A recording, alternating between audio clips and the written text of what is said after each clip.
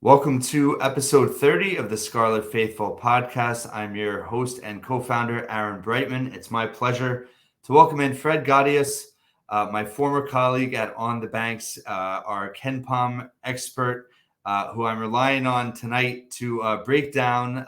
This is mostly going to be about Rutgers men's basketball preseason, in the thick of it. 3 weeks out, a little bit less than 3 weeks now. We're about 3 weeks till the start of the season. And the new KenPom rankings came out just a couple days ago. And thought it'd be a great opportunity to catch up with Fred and have him on. Fred, thanks so much for being here. Thanks for having me, Aaron. So first thoughts, Rutgers, the preseason. And let me preface this with, and you and I have both been through this over the years, with people hating on KenPom, people not understanding KenPom, people thinking it's, like a rankings, like an AP poll. Why don't we just give a real quick kind of overview of what KenPom is and why it's kind of unique in terms of evaluating college basketball? Sure, absolutely. So KenPom was created by Ken Pomeroy about 21 seasons ago. It is an advanced analytics system. It's a system of rankings. It's a system of rankings of efficiency in college basketball. So the idea behind the KenPom rankings is that it has nothing to do with the eye test. It's entirely objective. It's about really the predicted offensive and defensive efficiency of each team in college basketball. So the idea is that, an efficient offense, the word efficient kind of says a lot there, right? An efficient offense does a very good job of putting the ball into the basket in a reasonable amount of time in a reasonable number of attempts, usually one. An efficient defense does a good job of stopping the other team from being an efficient offense. So KenPom creates these rankings. They're from, I think this year it's 1 to 356. And the preseason rankings are interesting because they really, like Bill Connolly's SP Plus in college football, like other ranking systems in advanced analytics in college sports, they bake in a lot of just what happened last year into the rankings. So they're dynamic. They change after every game. You can tell that there are seasons like last year where Rutgers started at 67 and didn't really go above that number at any point in the season. And then there are seasons like 2018, 2019, and the season after that, of course, 2019, 2020, where Rutgers started with a relatively mediocre ranking, and really in both seasons, relative to that initial ranking, did a very good job of exceeding those expectations as the season went on. Yeah, that's a good point. And, I always go back to that season 2020, 2019, 2020 Rutgers. Yeah, they finished 28th, the best finish ever in the KenPom era for Rutgers. But people forget Purdue finished 24th, and they went 16 and 15 and would not have made the NCAA tournament if it happened. Obviously, Rutgers beat Purdue in that last regular season game. So when people come at me and say they don't, they misunderstand KenPom, I always use that at the Purdue team as an example of, that team was super efficient, but they underperformed, at the end of games. And it doesn't, record has nothing to do with your KenPom efficiency ranking. Absolutely. And that's why, to their merit, the NCAA selection committee uses, I think, exactly KenPom's rankings in addition to, record and, subjective, selection criteria to decide who makes the tournament and who doesn't. Last year, Rutgers making the NCAA, I believe it's 73 or 74. I forget at the time that they made it to the play-in game against Notre Dame. Ken Pomeroy had a couple of select tweets about that himself. But KenPom is just a part of the puzzle, and there are other parts that rightfully play a role. And, obviously, as Rutgers fans, we're glad that they made the tournament last season, but the team probably was not phenomenal from that efficiency perspective overall. And, probably segueing into your next point, I think this season projects to be a bit brighter from that perspective. Yeah, so I think it's really interesting. Well, let's first start, what did you think they were going to land around the range and in terms of where they actually did at 50? Yeah, I think I texted you that my guess was 57 in advance. I'm pretty proud of that. I was pretty close. I got the direction right. And I think the reason I got the direction right was that I kind of suspected that the defense was going to be where it was. Defense is somewhere around the high teens projected for Rutgers right now. Mhm. But I also thought the offense was going to improve. And you see the offense in the high 80s projected to start the season for Rutgers. And that's enough to be dangerous, certainly. And you have to remember also that, KenPom doesn't necessarily predict like individual jumps in player performance. So if you were to see something like, Cliff Omori, raining 3-pointers in games this season, that didn't really happen a lot last year. And that's something that the system or the modeling system just isn't taking into account just yet. So I do see room for growth from an offensive perspective, but 50 is a great number to start at. From my perspective, again, they started at 63 in that 2019-2020 season that you mentioned just a minute ago, and finished the year at 28. So there's a lot of dynamic to the model. It changes a lot over the season.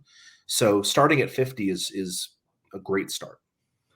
Yeah, and I think it's interesting because, a lot of comments I get about being optimistic about this team is, well, they lost their top two scorers. They lost Ron and Gio. And obviously, listen, they were monumentally important to this program over the last 3 years.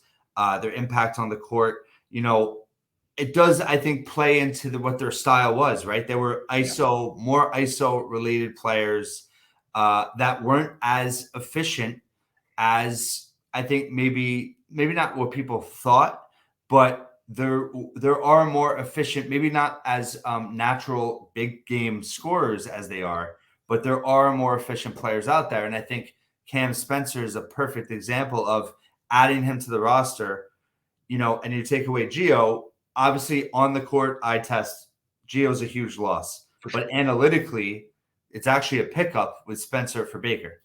Yeah, absolutely. So if you were to look at the efficiency numbers for Gio versus Cam Spencer, and again, nothing against Gio Baker, who was great and wonderful and continues to be an advocate in the Rutgers community, but you're replacing basically a player with roughly average offensive efficiency with Cam Spencer, who projects to be 10 to 20, maybe 22 to 25 on a good night percent more efficient than the average D1 player. And by that, I mean his offensive ratings going to be likely of 110, maybe north of 120. And then you couple that with, Cliff, who has always been close to 120 with respect to his offensive efficiency rating.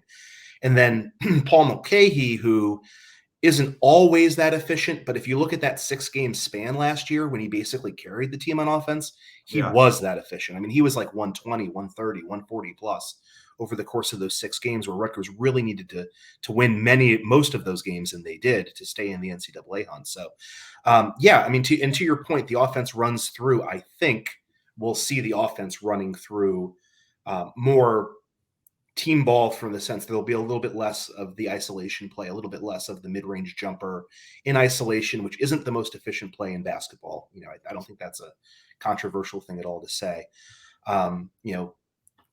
We're going to see a different style on offense. And I think that style is going to be suited to this personnel that Rutgers currently has. And it would surprise me if that offensive efficiency number, or that ranking, I should say, nationally, that's currently in the 80 to 90 range, that should improve, I think, as the season goes on.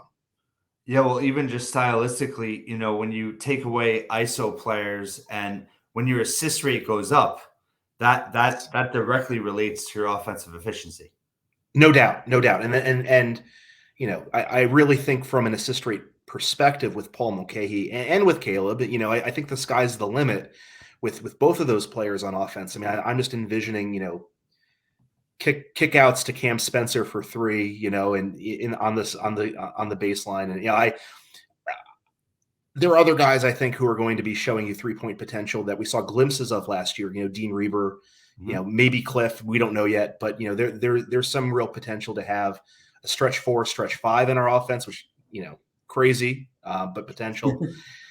So yeah. I mean, I really feel like from an offensive perspective, the 88, I think it is right now, might be an overshoot or an underestimate, I should say, of what Rutgers basketball is capable of doing this year. Yeah, so 2 points on that. First, my partner Anthony Wright, who played at Michigan, he tweeted when I tweeted some video of Cam Spencer today. of players last year that had 14 plus possessions per game, he ranked 15th nationally in half court offensive efficiency. So So, there you go. there's some argument that, okay, now he's stepping up in the Big Ten. Is he going to be as efficient? But I mean, for me, he passes the eye test. Just seeing him in action, watching film of him, seeing him in practice, statistically advanced stats, he passes, that test. His teammates rave about him. I think he's gonna be a huge difference maker, I think, for them offensively. Yeah, I mean, I think a starting lineup of, Cliff, Paul, Caleb, Cam Spencer, and you can pick your fifth player. I know people have favorites, between Mag and Hyatt and Reber, that's totally reasonable. But, I really think that Cam is going to be super important to this team's evolution as an offense. And, you can't even say that people won't see it coming, because people, such as yourself and other folks that were at the open practice or the media practice, have been tweeting like crazy about it. But it should be really interesting to see. So getting into it a little bit in terms of the projections. So actual record that KenPom projects Rutgers is 19-12 overall, 10-10 in the Big Ten. I should state that within the conference, Rutgers is ninth in terms of ranking overall, 50th. One kind of maybe a little surprise is Penn State actually has a higher KenPom ranking at 46, but predicted by most to be bottom 4 of the league, maybe 10. I actually really like Micah Shrewsbury. I think he's a very good coach. I think Penn State is certainly going to be improved. But the Big Ten, again, is I think it's wide open, but I think it's also has depth at the same time, if that makes sense. Maybe not an elite team, but I think that, that 1-11, I think is still better than maybe people are giving it credit for. Yeah, no doubt. I mean, if you look at the game-by-game projections for Rutgers at the start of the season, there's no one individual game where Rutgers has less than a predicted 21% chance of winning. That, compared to previous seasons, is really uncommon, and I think it speaks to your point. There's a great deal of parity in the Big Ten. There's a great deal of depth, certainly, in the Big Ten. There's no 1 or 2 or 3 clear dominant teams like there have been in previous years. I remember looking at these projections, in previous years, with On the Banks, there would be like, and Rutgers was considered to be a pretty decent team in some of these years at the beginning of the season, and seeing like 9%, 7%. If you're playing at Purdue, if you're playing, at Michigan, like sometimes it looks like how do you have any hope going into that? But this year, I think, there are a lot of Big Ten conference games, whether it's home or away, that are in that range that I love to look at when I'm thinking about this stuff, between like 30 and 60% win probability.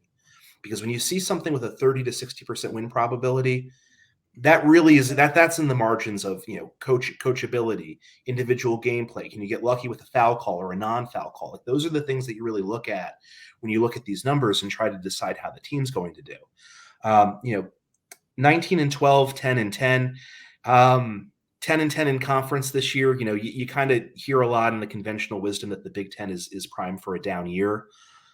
Where maybe 6 to 8 teams get into the tournament rather than what we've seen in the previous 3 years, where I'm going to count 19 and 20 as an actual year where there should have been, 10 or so Big Ten teams in the NCAAs. So you kind of got to hope for Rutgers, as a Rutgers fan, to do better than 10-10 in conference. If you're going to, hope for them to make it to, and I'll call it the 4th consecutive NCAA tournament selection for Rutgers. So my guess at the outset is, 11-9 with a decent non-conference makes you competitive in that space, and 12-8 gets you in. And that's kind of what people were thinking last year too, but it ended up being a little bit more charitable than that for Rutgers.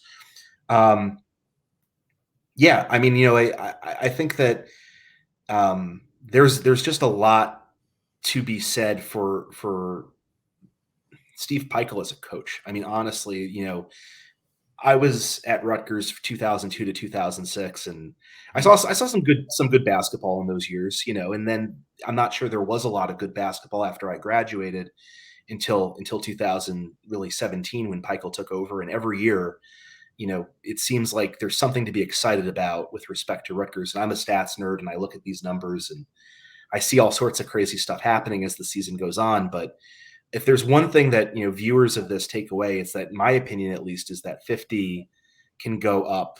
And by up, I mean in a good direction to like a better number for Rutgers, depending upon how they do, especially with it when Big Ten conference play starts.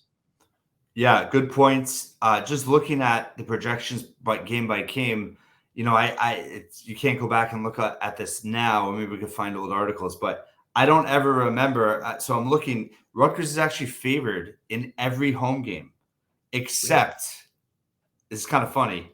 Indiana is the one game they're not favored. The 42% projected, 42% chance to win, but every other home game, Michigan, they're 51.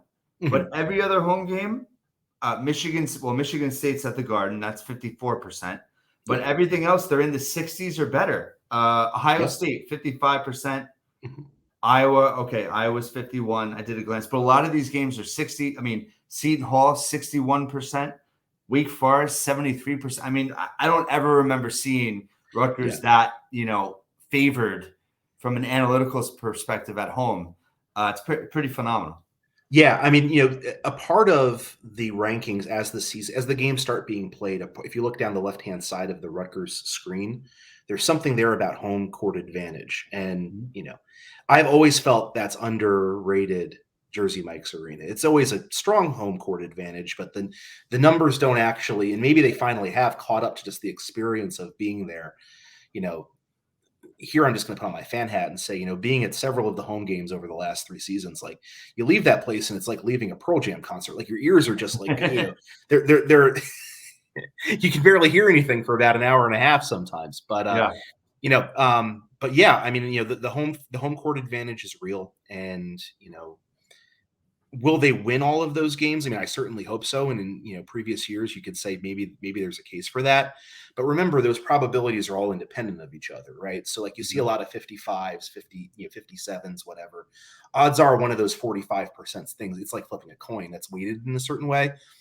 Odds are you're gonna roll the dice or flip that coin a certain way, and you're gonna lose a couple of those games. But then I look at the schedule and I see like the Temple game, which is a neutral site game. Again, at Mohegan Sun, which is early in the season. And that might be a sneakily difficult game for Rutgers. Temple's considered a top 100 team in KenPom, and they'll probably travel pretty well to that event as well.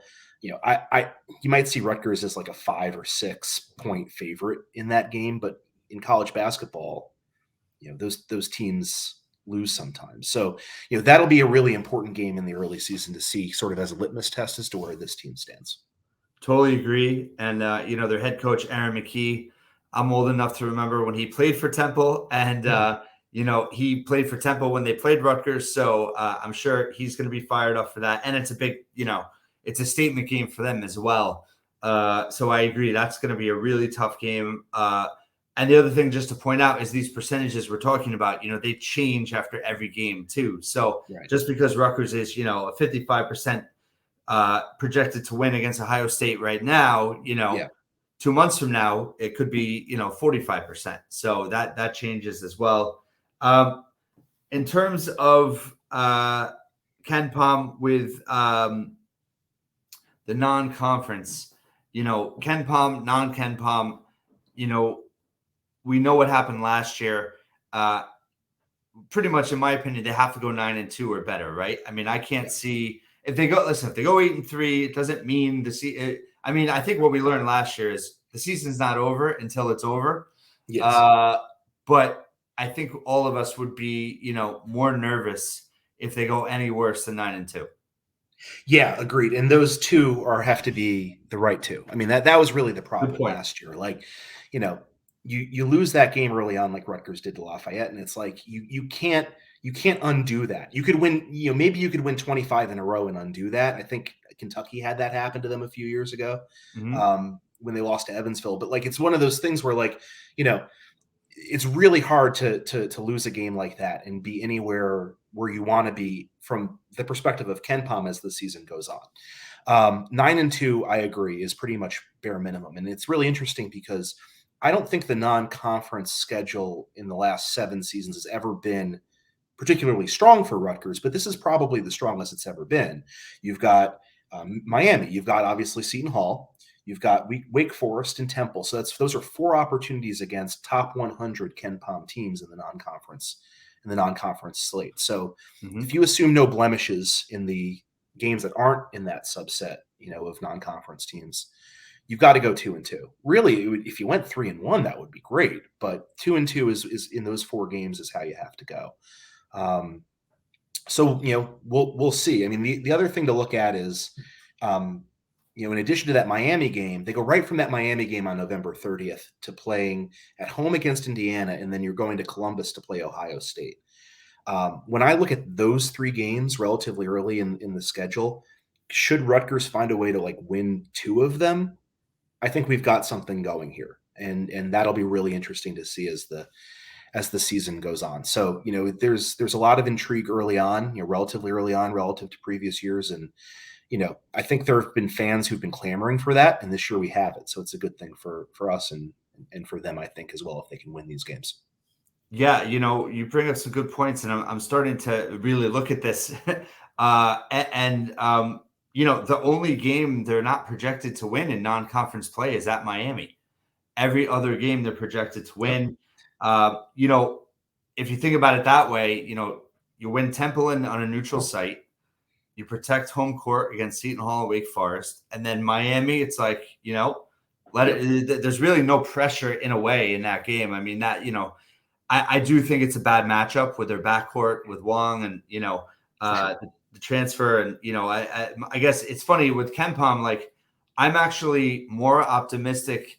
Not that I think that the offense will be better than the defense, but I'm actually more worried about the defense not being elite versus the offense being bad. I think the offense is going to be better than people think, but I think the defense, I'm not sold on them being elite yet. I think with guard play, the wrong matchups, I think speedy, quick guards, smaller guards are going to be a problem for Cam and Mulcahy. And even Mulconnell, he's going to need he's guarding a 6'2" guard is not ideal for him. Right. What are your thoughts on that in terms of offense, defense? Yeah, I mean, I'm curious how you define elite. When I think of elite, I think top 10, top 15 nationally. Is that what you're thinking? Yeah, which I mean, Rutgers is projected at 16. They've right. They've finished 7th before. I forget which year. It was 19, 20. 19 to 20. So their best season, their best team. And then they flirted. I mean, even last year, they were, not elite, but they were in the 30s. Where did they finish last year? They finished 53rd. They really defensively they fell off at the end of the year. They were 25, 30, 35 for a good part of last season. Yeah, I mean, I think you have a really good point.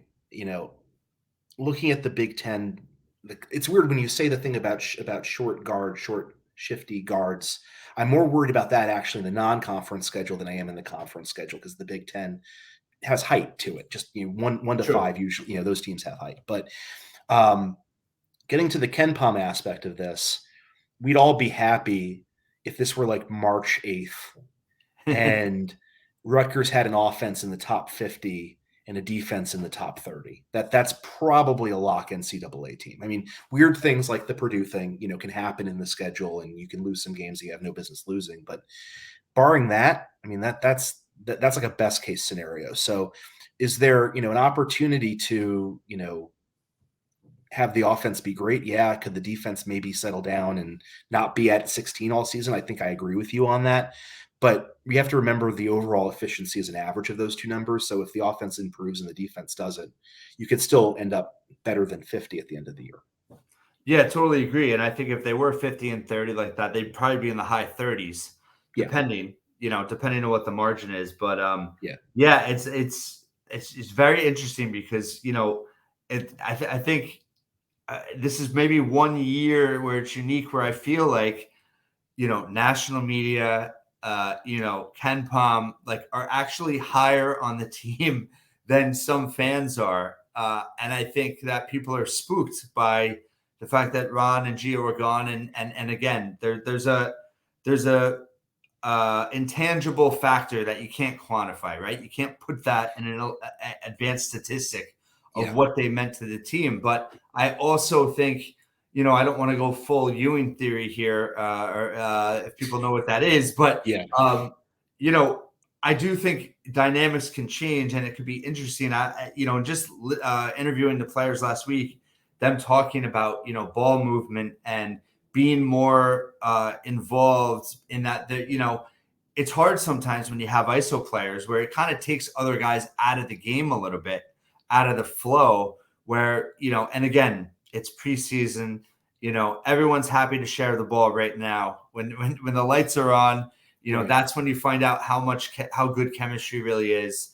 People not worrying about their minutes, worrying about their shots. But Right. if this team can stay true to that, I do think, like we said, offensively they're going to be better. But I think that the dynamic and the flow of the team could actually, I don't want to say be better, but I think it might be more conducive to being more successful. Yeah, I completely agree with everything you're saying. I'll just add one thing to it, and that's that when fans, I think, worry about, the Ron and Gio leaving thing going into this season, I think what they're worried about is who gets the ball down one, down two, with one possession left. And the great teams, some of them have one guy who gets the ball. If you have Michael Jordan, Michael Jordan gets the ball there, but it's also perfectly okay for that to sort itself out over the course of the season. And it's okay for there to be an option 1A and an option 1B in that situation.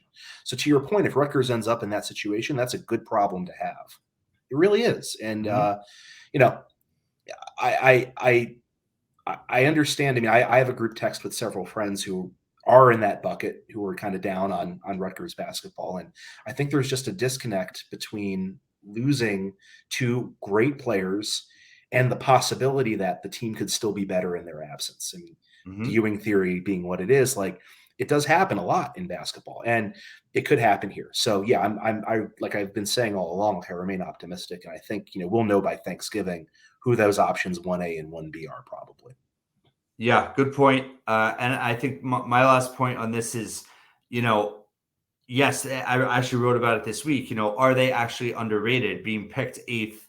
And if you think about it, I mean, yes, there's questions about depth, the bench questions, consistency at the four, but the best college basketball teams, and you look at the NCAA tournament, they're not playing 8, 9 guys. They're playing 6, maybe 7 guys, and they're relying heavily on their starters. And, I wrote this week, it was like, if you said Team X had 3 all-conference players back, defensive player of the year, one of the top 2 or 3 big men in the league, the top assist man in the league, and then you add one of the most efficient players in college basketball who led a league in scoring and steals, and, is going to be their best 3-point shooter probably in years.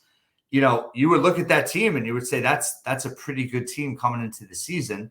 And that's what Rutgers is. And I think that I think it's not just Ron and Gio. It's people looking at, Steve Pikiell can't recruit, and the bench, there's nobody proven.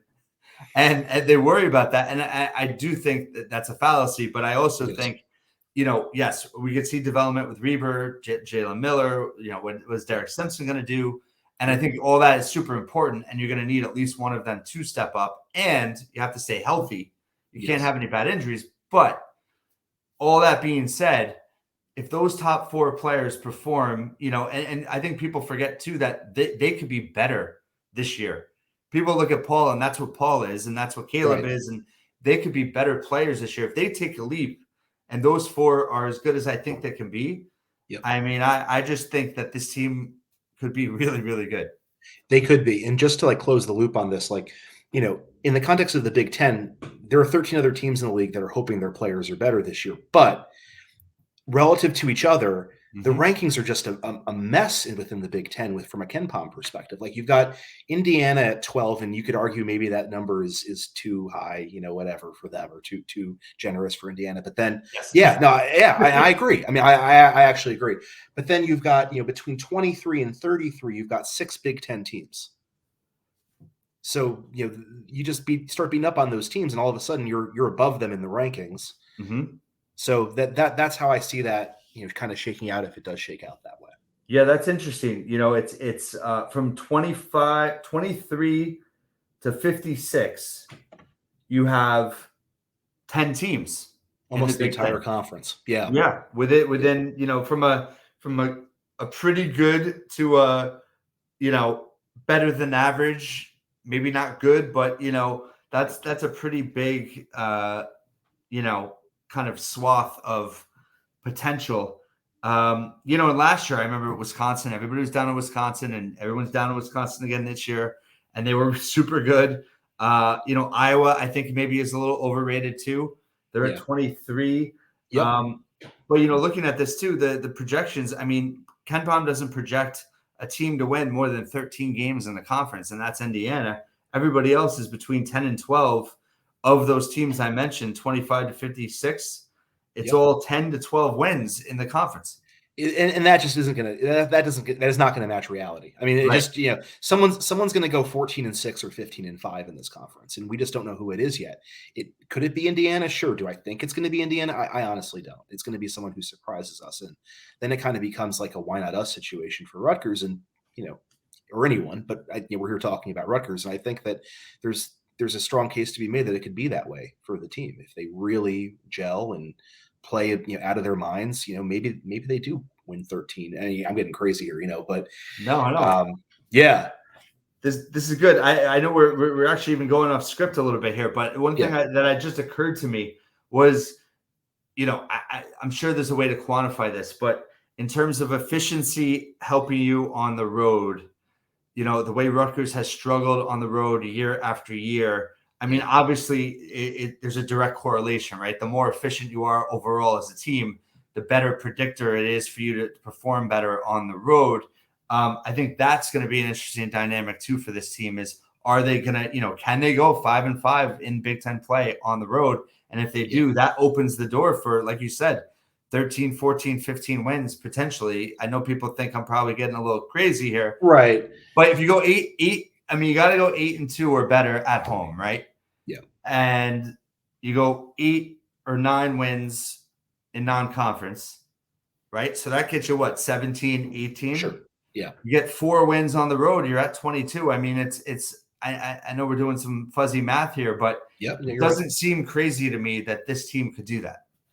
Yeah, I mean, this is so far outside the realm of analytics. I'll just kind of like talk about it. But my pet theory about Rutgers' road struggles is that they're so used to playing at Jersey Mike's Arena, where it's so amped and it's loud and there's just a lot of buzz and a lot of energy, and it's got a certain set of dynamics to it. It's a smaller arena, obviously. Everyone's on top of you from a fan perspective while you're playing, and it's just different. It's qualitatively a different experience to play. And there are also some quirky arenas in the Big Ten, like Minnesota, for instance, which I don't know how anybody shoots a three at that arena. Like you're I you're love that basically stadium. shooting into the you're shooting into the abyss there. Like it's really crazy. So, efficient in a more efficient offense, to your point, should do better in a situation where they're less likely to be efficient, right? It all kind of like a rising tide lifts all boats, like they say, kind of where, you know, you're better at baseline, so you're going to do better when you're not at baseline. So yeah, I mean, I absolutely think there's a theory behind that, and 22 wins sounds great. Will it happen? I mean, if you told me, like, as a gambling man, over under on 19, I'd totally take the over. I'd probably Mhm. take the over on 20. 21, you'd be hard to get me to bet on that, but maybe we'll see. Yeah, well, and I just want to say it's not a final prediction. I'm just talking possibilities. I Yeah, think that it's in the realm of possibility for sure. yeah, Uh, so we kind of rambled a little bit there at the end, but I think the point is we're both really excited about this team, and I think that you know there are fair reasons to be concerned, but I think that there's more reasons to be optimistic than some fans, not all fans, but some fans. I tend to hear from the fans that feel concerned or negative. Pretty early on. But I think that we both agree that there's certainly a lot of potential with this team, and I think it's going to be a very interesting team in terms of the transition, post Geo, post Ron, in terms of what the identity of this team now becomes. for sure. Completely agree. All right, so wanted to ask you a couple things about football as we wrap up. Sure. One thing that, and again, I don't want to There's, I think people sometimes think I'm trying to be negative. I'm not trying to be negative, but Rutgers right now, number 10 nationally in total defense. A lot of people are excited about it. Obviously it's a positive right now, but we're numbers guys, and I like to deep dive into it. And the reality is, they played four of the worst offenses in college football. Boston College, 119th out of 131 teams. You have Temple 125th or 126th, and then you have Iowa dead last, 131, and then you have Wagner at the second worst, 122 out of 123 FCS teams. Yeah. Yes, they played Ohio State, who's number 2. So that counterbalances a little bit, but the reality is they've played some really bad offenses. And, while I think they're projecting as a top half Big Ten defense, what do you look at it in terms of the way, it's not advanced statistics per se, but Yeah. in terms of how they project the rest of the season versus what they've done? You're not likely to see 10th in the nation stick around with respect to Rutgers defense this season as the season progresses into the second half of the year. Your take, in my opinion, is spot on. The offenses that Rutgers has played so far, with the notable exception of Ohio State, have been just not good, very bad offenses. And when that happens, you're going to see things that are kind of like statistical anomalies sort of pop up, and that's where you see Rutgers defense kind of playing where it's playing right now from that ranking perspective. Um, you can look at the eye test. I've been to the home games. You can kind of see how Ohio State was able to get yards more or less at will. I don't think the final score in that game was indicative of what Ohio State could have done. And I know there was a lot of controversy toward the end of that game for a number of reasons. But that being said, there are games in the second half of the schedule where you're going to probably see Rutgers defense settle into top 30, top 40 by the end of the year, which, by the way, is great. Mm-hmm. I mean, honestly, like top 10 is not tenable, but top 30, top 40 nationally, you've got a huge ground for optimism for next season going into that. And if Rutgers manages to somehow win 6 games, that it's going to be on that defense for sure, making that happen. And I think you're going to see, if that were to happen, I'm not saying it's going to. I don't think it is, but if it does happen, it's going to be winning a game you have no business winning on the back of your defense. But still, top 30, top 40 is where I think Rutgers defense is going to land at the end of the year. Top 10 is just not tenable. Yeah, I agree with you. I mean, I did look, in fairness, I mean, they don't have that many elite offenses on the schedule. Michigan's the best one remaining. I didn't realize how low Penn State was. They're kind of middle of the pack. They're in the 50s. Maryland is actually the second highest rated offense that they play. We'll see what happens with quarterback in terms of, their starter isn't out for a long period of time. But yeah, I think top 30 would be amazing. And I did say, but it's funny because of the top 10, 6 are from the Big Ten. So Rutgers right now is 6th in the Big Ten, but they're 10th in the nation. So, top half of the Big Ten is like amazing. And that was always my goal for the defense this year. And I think they can do it. But yeah, I think top 30 would still be amazing and probably a lot more realistic. Yep. In terms of anything else you've looked at, statistics wise with football, that kind of, is there anything that we could take away as a predictor? Is offense kind of, do we rip up everything we think we know because of the changes? Or are there still kind of things that you've seen that, we might be able to not predict, but have a good idea of how they're going to finish out or what they could improve on or still kind of struggle at? So one thing I'll mention is that there were glimpses in 2019 after Chris Ash was fired, when Nunzio Campanile was running the offense and the team, where Rutgers looked pretty functional on relative to their talent level. They looked pretty functional on offense. If that's something that they can recommence in the second half of the season, I look at their second half schedule, and obviously Indiana is a game that they're favored in. Maybe they go into Michigan State and do what they did in 2020, although there will be fans in the stands, so it will be a completely different environment. And then you start to look at the rest of the schedule, and it's like where if there needs to be a sixth win, is that sixth win? And I don't know.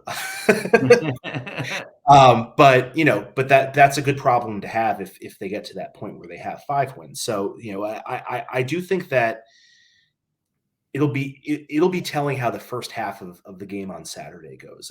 If the offense looks better than it's looked, if we're starting to see, maybe a different utilization of skill players that we were kind of not seeing in the first half of the season, then we've got something here. And if that doesn't happen, then that doesn't happen. But we'll see. But I do think that when I put on my optimist hat, and I get very optimistic about everything when it comes to Rutgers sports. I look at those last 10 games in 2019, and I just wonder, philosophically, could there be a couple of games where the offense performs like that? And if there is, and the defense does what the defense does, maybe we got something here. Yeah, I agree with you. I think, play calling is, for lack of better description, is going to have more common sense or logic applied to it. I think there'll be better flow. And I think, I think that's what I'm most curious about is the utilization of certain players. Does the identity of the offense change? They become more of a run team first in terms of, not just, running up the gut with Johnny Langan or quarterback sneak, but actually, try to wear teams down. Do they use, if you think about it, they don't ever go into motion, very rarely. They very rarely ever do play action. I mean, I actually think there's a lot of things that they can do different that could, I don't expect them to be world beaters, but I think I think we've talked about this offline. Like if they could just be an average offense or a little bit worse than average. Yeah. Not 90th in the country on offense would be great. Just honestly. Not terrible. Yeah. So, and I forgot to mention that the 4 offenses that the defense has played, believe it or not, are ranked worse than what the Rutgers offense is ranked. So I think that maybe helps people with perspective. But, we were so bad, we fired our offensive coordinator and we're playing offenses that are worse statistically. So, Indiana statistically is the worst defense in the Big Ten. Not a better defense you can go against in this situation. Any last thoughts, predictions on Saturday? Rutgers wins by, say, 9 or 10. Offense overperforms. I shouldn't say overperforms. Performs well. Let's be neutral about sort of expectations then become too ridiculous. Yeah, exactly. The offense. Exactly. The offense does what it needs to do.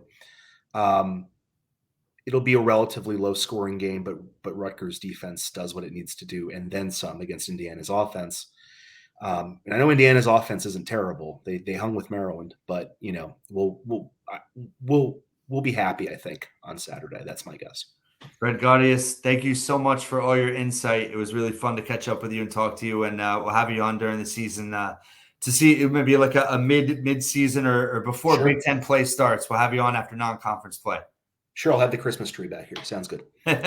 Thanks for everything. Appreciate it. All right, take care. And thanks for listening.